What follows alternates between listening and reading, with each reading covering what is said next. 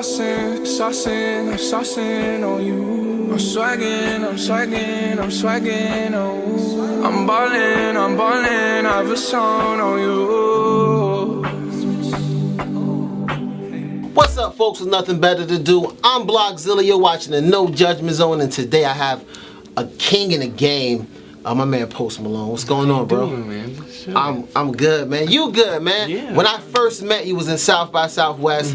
I feel like White Iverson was just starting to creep up there. Right. And now, here we are in September, and it's one of the biggest songs out. Yeah, man. You know, it's just, I feel like, you know, South by, especially like, that's whenever, you know, things kind of just went nuts. You know, I mean, I did like 14 shows in 4 days and South by, so. How was that experience bouncing from show to show to show? It was crazy. Being lit, because when I met you, it was like 11 o'clock in the afternoon, and you were lit. Yeah, of course. That's the only way to go. You know, if I got a show, I gotta, you know, I'm super shy. Yeah. So I just get lit. You're shy. Go to every show, yeah. What?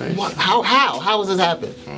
That's just me. It's like, oh my God, I'm about to do For this real, shit. that's what I was saying right before the show. I just get to the show, I'll be like, I need a beer. Yeah.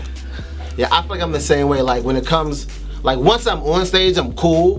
But getting on stage is always these butterflies and these nervousness. Talk a little bit about that for me. Well, I mean, you know, whenever I get to a show, you know, we hop out and we go to the back.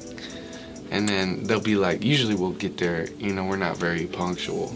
So we'll get there a little bit, you know, like 10 minutes before we need to go. And he's like, bro, we need you on in 10 minutes. So I'll just like, pop. Yeah. And then, you know, getting on stage is always like, you know, how many people are there? Are they gonna fuck with me? Can I say that? Yeah. Okay, are they gonna fuck with me? You know, so it's nerve-wracking, but whenever you get on stage and you start doing that first song and everybody starts singing, it's all good. You just tore Made in America down. You had People in Trees. And we were talking a little bit about it. There was a little, like, commotion before you went on stage with Lola Wolf and Zoe Kravitz's band. They were screaming your name. When you're backstage hearing that and you have another artist on stage, what's going through your mind? Do you feel for the other artist? Yeah, I do. I feel like you could just wait a little bit longer. I don't know, you know, because I would hate for that to happen to me. Like, you know, if, like, you know, the Beatles were going on after me and they wanted the Beatles to go on. And I was just like, you know, so I feel for them. I like White Iverson, that's cool. That's the one. But I don't like that song the way I like Too Young. I listen to Too Young all the way. I swear to God, on everything I love. All the way from LA to New York on the plane, on repeat over and over again. Awesome. Man, I know you made that song for A$AP Yams, but when you made it, after you was done coming out the booth and you heard it, what's going through your mind at that point? Well, it was a very rough mix, but it was still, you know, sounded great. You know, I don't know, we was working with the mechanics in Miami, and then we just went to the studio, and, you know, Lady Key was there, Key's manager.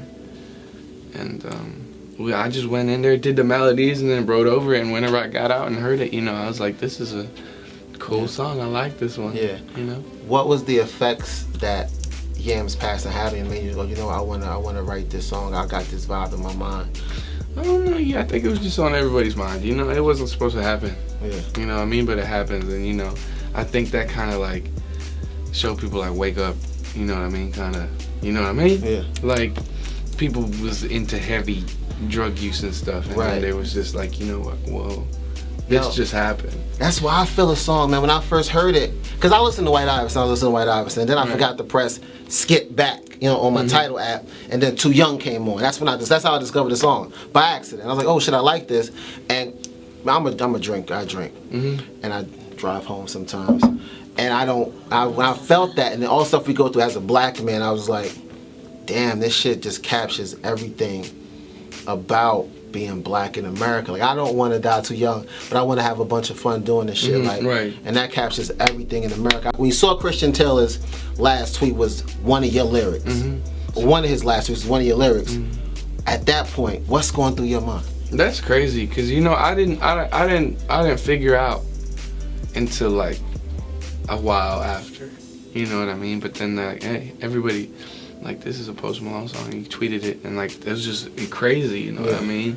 Like, I didn't even know what to think. Like, I don't even know what to think, because that's wild. Right. Yeah, but you know, rest in peace, Christian Taylor. You know? 20 years old, out here having fun, living your life, living, trying to accomplish your dreams, and then you get caught up with all of this mess, like from Christian Taylor. Then a lot of people, I thought you handled yourself really well in the Breakfast Club interview, by the way. Then that happens right there. At 20 years old, you're like, damn, why they fucking with me? I don't know. You're just like, oh. I don't care. Yeah. This is doing you, man. I mean, it's really not my job is to make music, you know. My job is not to worry about what people think, you know what I mean? So I'm just gonna keep doing me, you know. Absolutely. I failed yesterday on stage. You fell? Yeah. Like Diddy? Yeah, I guess. I guess, but just a bunch of shit happens. Yeah. You know, we're all human people, you know. Everybody makes mistakes, everybody says dumb shit, everybody does dumb shit. Yeah. So, you know what I mean? It's not my job to really worry about it. I just gotta keep on doing me. I'm a fan, like everything. I admit that I'm a fan. I'm not a fan of many people, so when I say I'm a fan, that's something big. Thank you. But on the Rap Radar interview, on the Rap Radar podcast, you said you want to win a Grammy. Why? I don't know. It's just always been a dream of mine. Yeah. Like, you know, and then me and First working together, I think, like, First really wants one. I don't know why. I just feel like I want one so I can drink out of it. Right.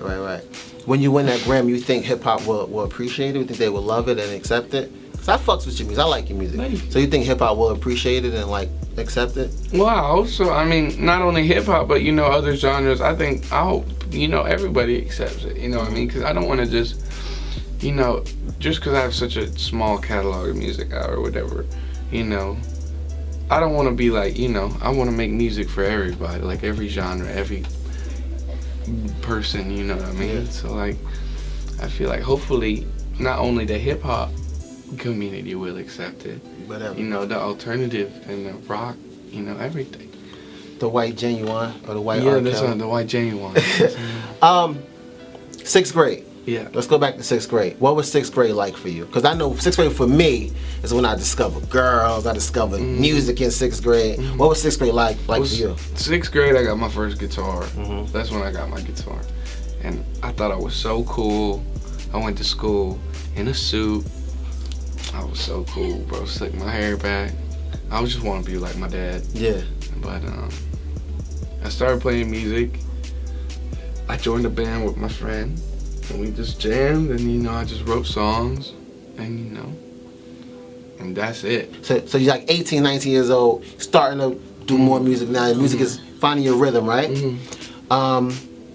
What's it like going to the studio at like 19 years old?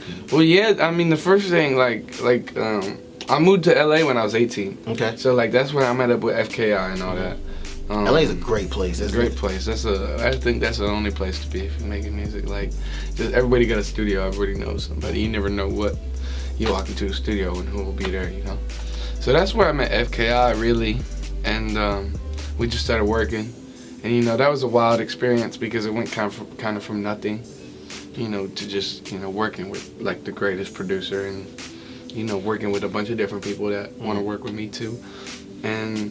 You know, then when everything blew up, it just got more crazy, you know, because the label gets a studio and then they're just the wild studios, you know. Where do you see Post Malone going? Where's your career? What's your goal? Do you have a goal, or is it just wherever I land, I land? And that's exactly, you know, you just answered it. Yeah. You know, I mean, I have a goal, of course, but that's just to keep making music and be happy at the end of the day. Yeah. So, you know. Just want to keep working and keep going where the road takes me, and we're going to figure it out. No, you got to go. I won't keep it too long. Thank you. It's your boy, Blogzilla. That's our show, folks. Join us next time when we juggle pigeons that are blindfolded and on fire with one hand tied behind our back while screaming, "Boss!" It's your boy, Blogzilla. We out. What's good, y'all? This is Post Malone, and you're watching GlobalGrind.com.